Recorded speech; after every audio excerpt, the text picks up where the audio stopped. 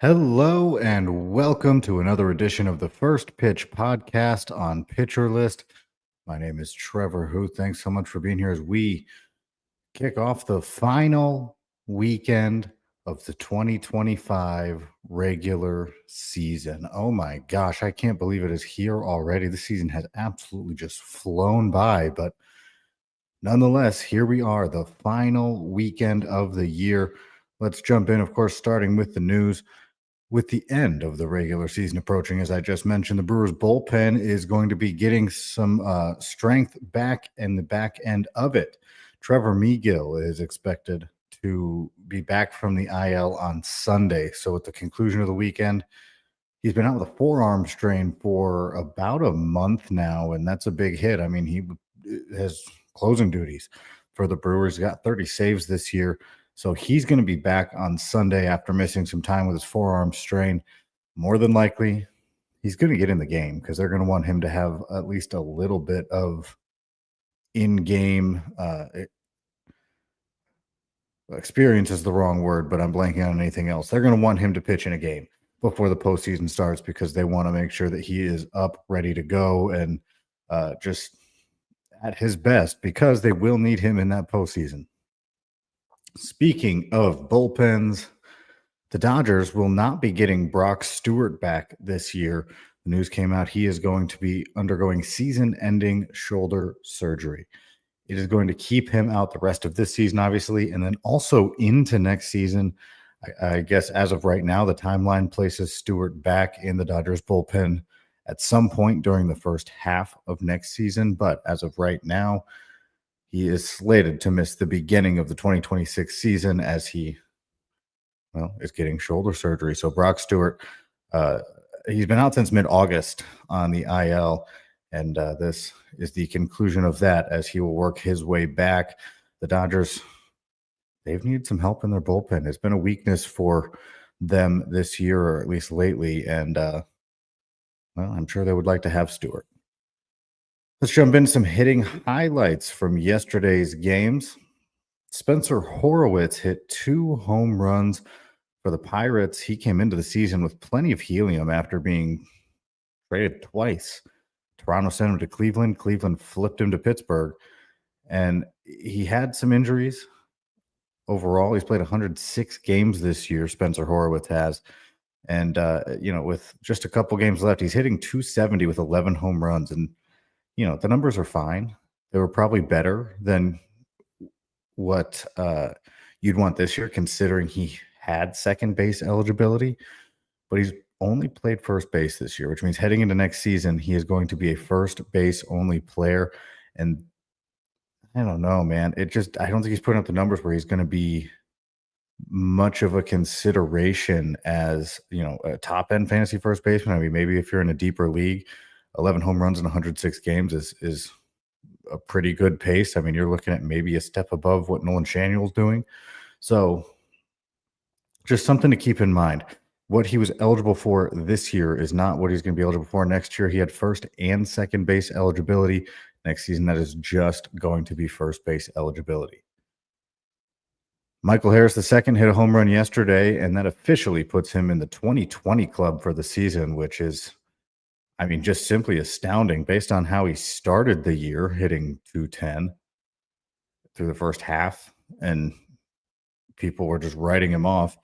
His second half performance has just been out of this world, hitting 298, 15 home runs, 8 steals, and that has launched him into this 2020. But just the fact that he's there speaks a lot to how good his post All-Star break performance has been, because, man, it was well documented. He had his struggles to start the year. So good for Harris II joining the 2020 club for the season. For the Rays, Junior Caminero hit his 45th home run, just 22 years old. Talked about him a lot. Insane bat speed, but at that young age, at 22, he hit 45 home runs. That is going to be a fun career to keep track of as it starts to unfold and he really starts to get into his power. I mean, he's setting the stage to be a premier power hitter for many years to come. Jordan Westberg for the Orioles. He's had an injury riddled season. Played just 83 games to this point. He had his 16th home run yesterday, and he's hitting 266. These are all pretty standard numbers for him still. I mean, he's not doing anything crazy bad or crazy good, but he just needs to be on the field. And maybe if you're willing to accept that injury risk, he could be a buy low heading into next year. I'm sure that some of the shine is going to be off of the apple, as it were, for him. He was very highly regarded entering this season, but if those injuries are going to be a problem, he may be someone heading into next year that you're like, his price might drop. And if it does, that's certainly worth it. The Yankees, their powerful hitting duo, they did the thing. They did exactly the thing that they're supposed to do. Giancarlo Stanton, 2 home runs. He's got 23 on the year now, and that's insane. That's insane. Stanton's played just 75 games. He has 23 home runs. I mean, I know he can hit the ball hard, but that is a crazy pace. I mean, good for him, but that's wild and not at all what I expected when he came back from the IL. So good for Stanton. 23 home runs, had 2 of them yesterday. Aaron Judge also hit his 52nd home run of the season. That's good for 4th in the league. Moving on, the Nationals lost to the White Sox 10-9. And I only mentioned the outcome of the game because they hit 6 home runs. And they lost to the Chicago White Sox. Among the Nationals to hit home runs, Josh Bell had 1, CJ Abrams had 1, Dalen Lyle had 1, Luis Garcia Jr. had 3 home runs from Garcia Jr. That is a pretty good day at the office, if you ask me, but I'm going to take this time and this platform to stand on my soapbox and declare that Dalen Lyle is a name to remember.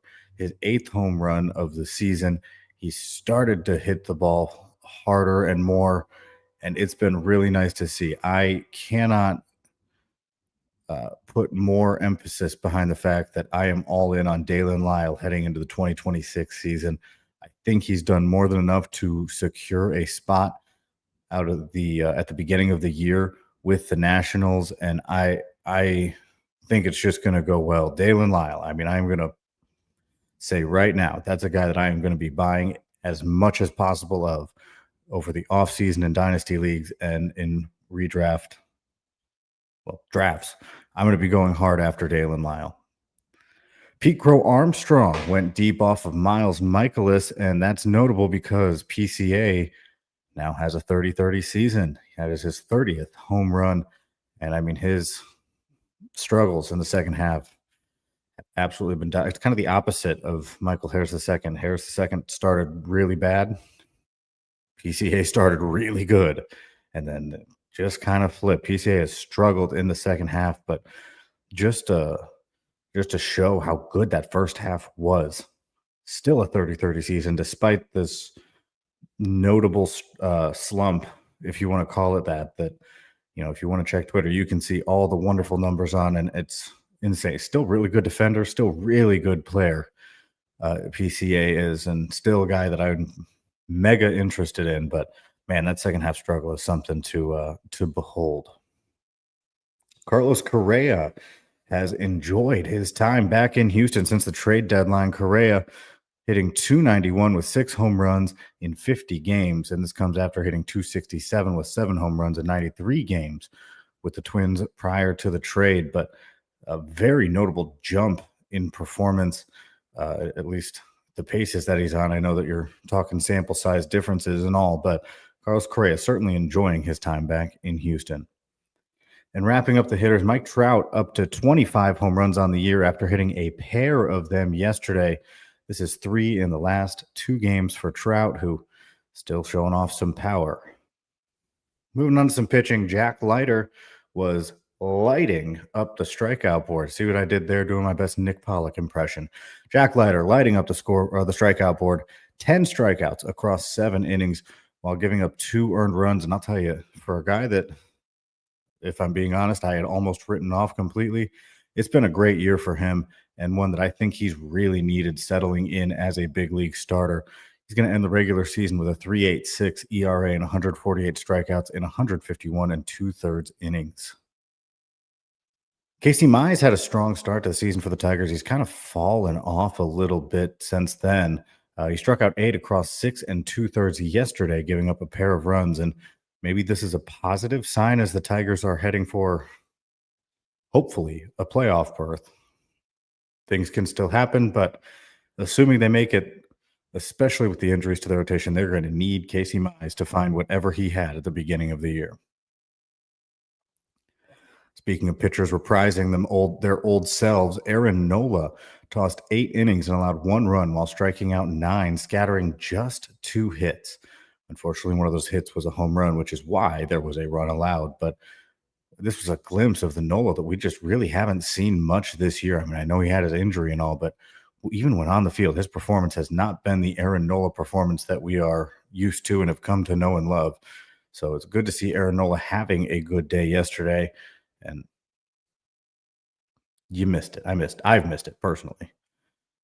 Colin Ray struck out 7 Cardinals across 5 and two-thirds shutout innings of work, lowering his season ERA to 3.95. A great performance against the Cardinals, who, well, it's a good matchup. So that would have been a good matchup for streaming Colin Ray versus the Cardinals. And if you did that, hey, it worked out for you. How about George Kirby now? He struck out 10 batters while taking the loss against the Dodgers. Kirby lasted 5 innings and allowed a pair of runs. He has 137 strikeouts with a 4.21 ERA through 126 innings this year. And wrapping up our pitching performances from yesterday, outside of having just an amazing first name. I mean, just high quality, top-notch first name. Trevor McDonald had a really good night last night. 10 strikeouts over 7 innings, allowing 3 earned runs. So a solid performance from him. I don't know. Hey, it's a great name too. I'm not going to harp on it too much longer, but just great name. Anyway, quick break coming right now. When I come back, we're going to talk pitching targets coming up today, or just some interesting names, interesting matchups that caught my eye. We'll see who that is coming up in just a moment. This is the First Pitch podcast on Pitcher List. And welcome back to the First Pitch podcast on Pitcher List. My name is Trevor Hooth. Thanks so much for being here. We've looked at some news. We've looked at hitting. We've looked at pitching.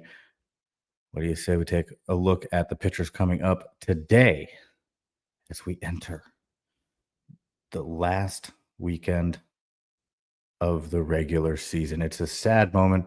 Playoffs should be fun, however, but things are almost over. They are wrapping up. A couple of pitchers I want to talk about, a couple of matchups that I wanted to mention. Bubba Chandler is on the mound against Spencer Strider and the Braves, and Bubba Chandler has been on an absolute roll lately. We are seeing the Bubba Chandler that was so hyped up heading into the year as a prospect. He fell off in AAA, but we are seeing why he had all of that helium. Bubba Chandler has 13 strikeouts, 0 walks over his last 11 innings, allowing a total of 3 hits and 1 earned run. And he is going to take that momentum into a matchup against the Braves, but very interested to see how that goes. You are seeing what happens when Bubba Chandler has his command and is not walking guys. It is very good and very fun. And we'll see what happens against the Braves. Caden Dana, got to talk about it, man. I'm a huge Caden Dana fan against, well, most common thought and probably my own, or what would probably be good judgment. But man, I'm a Caden Dana fan. He bounced back for a decent outing against the Rockies his last time out after giving up 10 earned runs over the 2 starts prior to that Rockies outing. And he's going to take on the Astros. Tough matchup, much tougher matchup than the Rockies, obviously. But he's just 21. He's put up some good strikeout numbers. I think he's got the stuff. He's just young, needs the opportunity. And I'm very interested to see what he looks like against I guess what right now is considered maybe a borderline possible playoff team in the Houston Astros. Big fan of Dan. I can't wait to see what happens. Luis Morales, if you listened to yesterday's podcast, I said Luis Morales was starting yesterday. Nope, starting today. Always in on a Luis Morales start. My bad on that one. That ended up being Mason Barnett starting for the Athletics yesterday. But always here for a Luis Morales start. He's taking on the Royals. and he has electric stuff and could just go off for so many strikeouts at any given moment, which is always fun. And wrapping things up, the matchup of the day, the one I am so excited to watch. You got to love one of these stories. Mick Abel. He's going to be taking on the Phillies, the team that drafted him first overall, the team he made his debut with, the team where, if we're being honest with one another, he's had the most success with in his very young MLB career. He's going to be taking on the Phillies, who just traded him to the Twins. I think that's going to be a fun one, and just love storylines like that, right? As we wrap up, let me remind you to check out pitcherlist.com. Fantastic content coming out all the time with all of our top 100 lists, the hitters, the pitchers, and the relievers. That is, of course, done by Scott for the hitters, Nick for the pitchers, and Rick for the relievers. Check that stuff out, as well as the other great written content coming out all the time on that site. And if you are not a member of PL Pro, join PL Pro. We have a Discord. We are talking baseball all the time, and it's a good place to be. I'm talking in the Prospects and Dynasty channel quite a bit, so make sure to join that if you have not already. And with that, I'm going to wrap things up. I will see you guys again tomorrow. This is the First Pitch Podcast on Pitcher List.